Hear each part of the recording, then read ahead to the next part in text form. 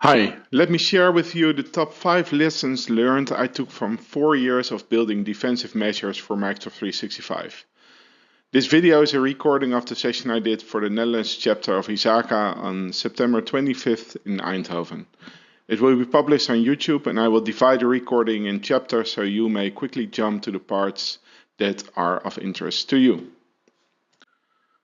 My name is Erik and I'm one of the founders of Zolder, and we have created Ethics Security, which amongst other things provides protection for Microsoft 365. So the first question of course is about relevance. How important is it actually to be defending Microsoft 365? So in the real live session it was quite telling that some attendants answered, well, no priority at all because this is Microsoft's responsibility. Now, regardless how you feel about Microsoft and the inherent security of their services, it is always the responsibility of a business itself to provide for its own security, which of course a service provider might help with using some tooling, but this never will take away your responsibility to be aware of your own risks. So the answer to this question should be based on real-world insights in data breaches and leaks. How do they happen, and to what extent does it have anything to do with Microsoft 365? So recently a report emerged from ENISA about the current threat landscape. And in other words, it gives statistics about how cyber threats work and how often they occur. So it's a perfect source to find an answer to our question. I always take note of overall conclusions in such reports, and the more relevant it is to our region or the business, the better. So ENISA reports, which is a part of the European Union, for sure grabbed my attention, so I dove in. But when I saw their overall graph, I did not feel right. In this you can see that denial of service type of attacks are the top threat. But now, I can imagine that it is true and actually cause a lot of pain, but I consider DDoS or DOS as a whole different animal, and to be honest, I am more interested in the other categories. But when looking at the other categories, I felt something is off too, because these are not mutually exclusive. A social engineering threat could well be the precursor to a ransomware attack, for instance. In fact, in my reality, phishing and just logging in mostly are the entry points leading to ransomware attacks. But I couldn't find anything in the ENISA report explaining overlap in some way between these categories. And if the conclusion is that social engineering, including phishing, with just 6% of all incidents is just number 4 in list of top threats, really does not feel right to me. It might give a completely false impression to CISOs as to where to put their attention. So to be honest, not so happy with this report, therefore. Then roughly about the same time I was listening to Risky Business, and Patrick mentioned this report by CISA actually stating that stolen credentials are the top threat. We got a finding here out of a CISA audit, which I think is interesting because I've seen a number of people making the same claim, and it's one that I happen to agree with, which is that stolen creds are still the number one risk out there to enterprise computing environments, right? Which is, we're on this show, we love talking about sophisticated ODA, we love talking about the latest TTPs, but fundamentally the way people are getting rinsed. And this is something that, sponsor guests like Ryan Calumber from Proofpoint just love hammering away at, which is it's still just stolen creds and cred stuffing. And, that's the stuff that's resulting in most of the harm. So it's good to see CISA put out some work on this and sort of back up the claim. So this feels more in line with our experience. So I dug up the report, which is the annual analysis of CISA into risk and vulnerability assessment. And here it says that valid accounts, in other words, actual credentials to log into a system, are the most used way in which attackers get into organizations in the first place. In 41% of cases, a valid account was the initial access vector. And the initial access part is where the CISA report is more useful than an ENISA one, in my opinion, because CISA maps the threats to the MITRE ATT&CK framework, which underwrites that cyber threats happen in phases. And attackers use different techniques in all of these phases. In other words, it underwrites that certain technical threats are not mutually exclusive and one might well lead to the other. Now, the initial access factor is the one where one should focus on to install preventative measures, because this phase, after all, is where attackers start. If you don't stop them, it will be way harder to tackle them, especially when they have a valid account, so they log in as just one of your colleagues. It will be quite hard to dissect malicious behavior from ordinary behavior. Now, in this chart, you can see what techniques are mostly used as the initial access factor. As said, valid accounts are used in 41% of the cases, but the other categories involve phishing and password cracking, centering really around identities and email. And actually, 88% of all incidents start with threats or phishing. And for organizations using Microsoft 365, email and identities, they really reside right there. So to answer the question whether defending Microsoft 365 should be a priority, I guess the clear answer is no. It should not be a priority, it should be the priority. So, let me give you my personal 5 lessons learned in defending Microsoft 365. Lesson number 1 is really quite a current one and involves the technique of adversary in the middle attacks and token replay. And not long ago, it was Microsoft itself actually that warned for a sharp increase of this type of attacks. They observed a 111% increase in token replay attacks in just 1 year. And through this technique, an attacker is able to obtain access to a user account even though it is protected with multi-factor authentication. It is the way to obtain a valid account, log into your business and perform their cybercrime activities.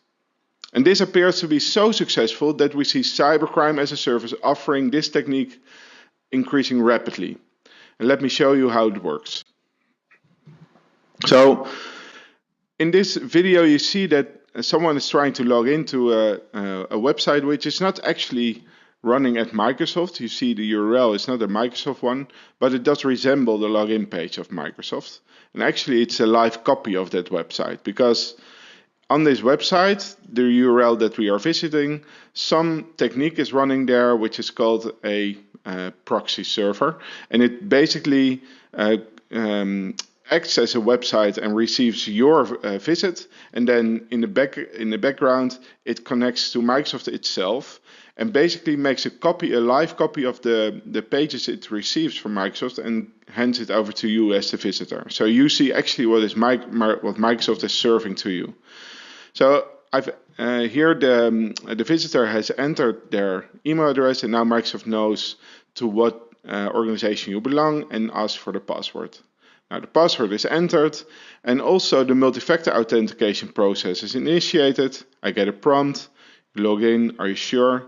Yes. Now this malicious website now forwards me to the office.com domain, which is the regular and legitimate Microsoft website, but as I did not actually log in, I do not have a session here. So as a visitor, I might now consider that for some reason my login attempt I just finished did not work. I don't know, I just try it again, right? So you might well not be aware at this point that you have already been phished.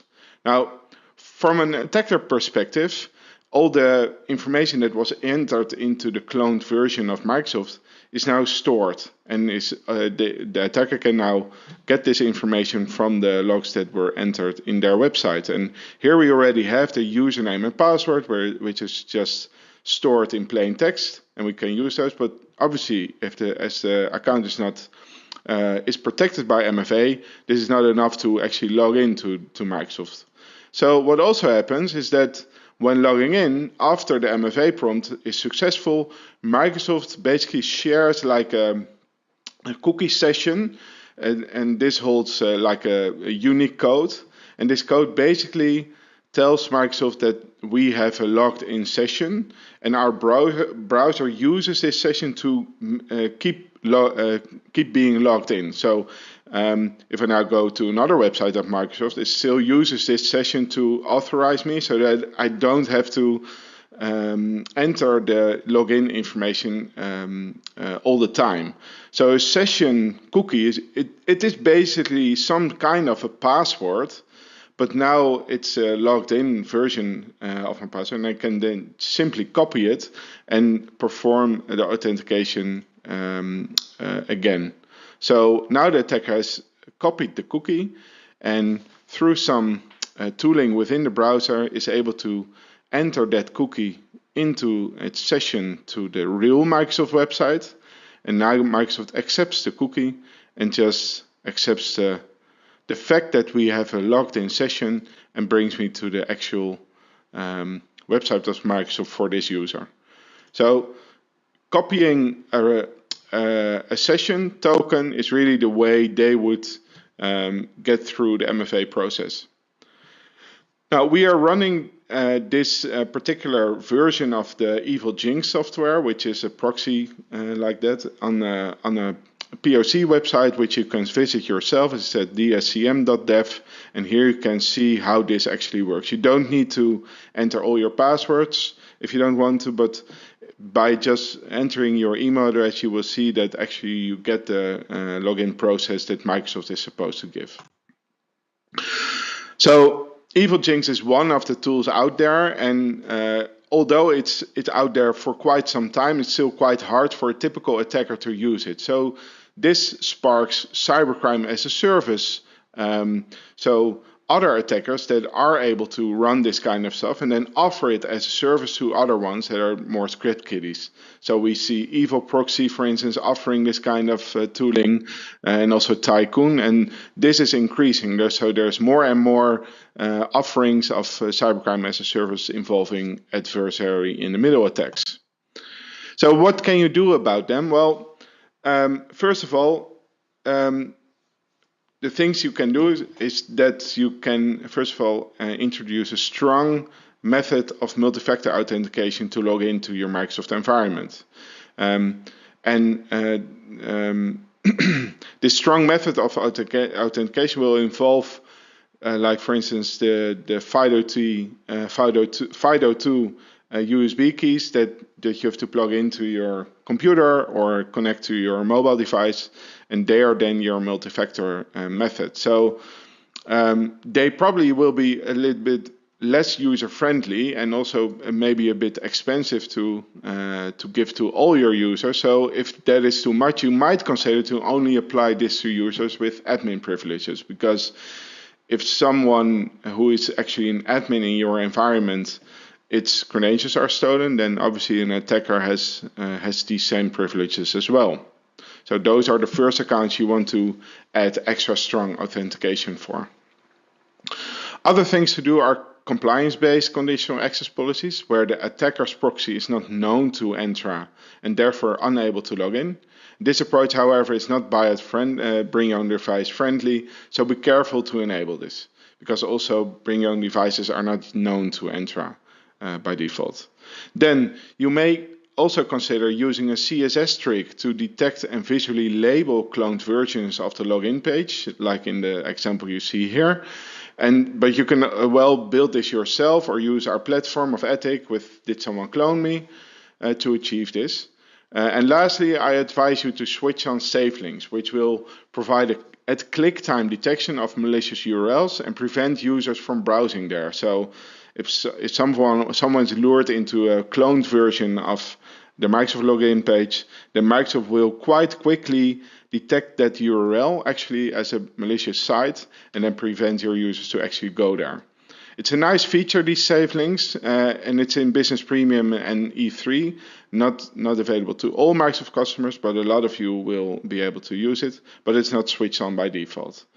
So there's also a lot of other stuff that are even in the higher licenses. So like E5, for instance, it requires Azure Premium P2 license. So yeah, there's a lot more available within Defender framework, but for the more regular license, these are the things that you would be able to do. And I really advise you to do this because ATM is now really booming and there's a lot of attacks going on like this. Then lesson 2 involves privilege management. Now, in the old days, we were used to think about this topic in the context of employees and their own user accounts. And least privilege, for instance, is the principle of not awarding higher rights to users than they require to perform their job, and which already is hard enough to live by for a typical SMB in reality. But in the cloud, this topic has become way more difficult. You see, in Microsoft and other cloud services, we were introduced with a phenomenon called OAuth apps. And these apps are really cloud services that interact with systems on behalf of a user. And this way we can have, for instance, extensions to Outlook like calendar and availability management, or contact synchronization to CRM tooling. Now, apps like these, they register something called a service principal in your Microsoft tenant. And these service principals can hold the same privileges as regular users can. Now, imagine someone to be faked into believing they are installing some nice add-on into their Microsoft account under false pretenses. Will you detect that? Will you regularly do a scan of registered service principals and their privileges? And furthermore, we learned that there appear to exist administrative rules in Enter ID that you cannot see. Sounds nice, eh? But it's actually true. A couple of rules are hidden in the user interface, and you may only see who or which service principal has been assigned this role using PowerShell. How often do you check this? Yes, regularly evaluating assigned roles, including service principals, is very wise to do. Lesson number 3 is the simplicity basically of creating fully open shares in the cloud era. They are just not called open shares anymore, but public SharePoint sites and teams. You see, when creating a new site in SharePoint or a new team in Microsoft Teams, you will be asked whether the privacy of it should be set to public or private. And public feels good often, as your colleagues are then able to just open the files in their environment or in their browser. However, often over time, documents and files stored in SharePoint or Teams might grow to contain quite sensitive data. Data that maybe should not be accessible to all colleagues in the first place, but more importantly, it allows an attacker, after obtaining a valid account, to just go into SharePoint and browse through all these sites and see what data is in there. Data like passwords, which allows them to go further down the attack chain, or data that might be useful for blackmailing you into paying a ransom fee. So, make users do not create public SharePoint sites if it's not public data in there. And are you already monitoring for newly created public sites? Lesson 4 and 5 are about making use of the stuff that you are paying for, but is not enabled by default. And first of all, Sentinel, which is a SIM solution within the Microsoft Cloud. Sentinel allows for log monitoring. You connect sources of logs to it, have the logs synced to there, synchronized and stored in storage and made searchable. And like all SIMs, storage of logs creates extra cost. However, Microsoft allows you to store some logs of their own services in there for 3 months. This allows you to set up basic incident monitoring around the activity that might involve 88% of the initial attack vector we spoke about. And as you are already paying for this stuff, why wouldn't you enable it? And once it is running and you have your incident handling process in place within your organization, it might be a great starting point to extend upon into other areas of log monitoring. Lesson 5. These are the other make use of what you pay for, and they are about premium features. So they don't apply to all Microsoft 365 customers, but if you use Business Premium or E3, then it does. These features are in your license, but not enabled by default, so take note. First is user impersonation. This is functionality to stop emails that come from outside the organization, but are sent from a name or email address that looks like an internal colleague. This typically would stop phishing or pretexting emails that mislead colleagues into believing they received a message from their CEO or CFO, for instance.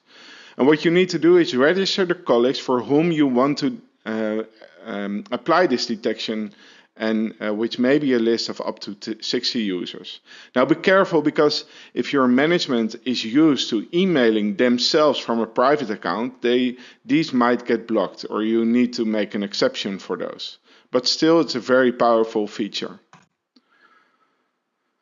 Then have a look at phishing mail tips. You might be used to these ugly banner messages indicating that an email is coming from outside the organization. Well, Microsoft has created a better way for the same goal, because these messages are more intelligent. They will only show up when something specific needs your attention, like you never received an email from this particular sender before. It's really helpful to make users aware of potential phishing attempts and not as intrusive as the old banner messages. And lastly, the save links features I mentioned before. If you have the license, switch it on today, really. It may well save you from getting phished and is not intrusive at all. It just is not enabled by default, because rerouting all web visits through Microsoft servers needs to be an opt-in feature, which is quite logical. The save links will work for messages you receive by email, but also other Microsoft 365 channels, particularly Microsoft Teams. And that's all. Now, of course, all these lessons learned come together in the solution we built, in which we are continuously evaluating configuration to see if things are disabled that shouldn't be, roles are assigned that are suspicious, etc. Should you want to have a try, head to ethicsecurity.com/try. I thank you for your attention and hopefully see you in the next session.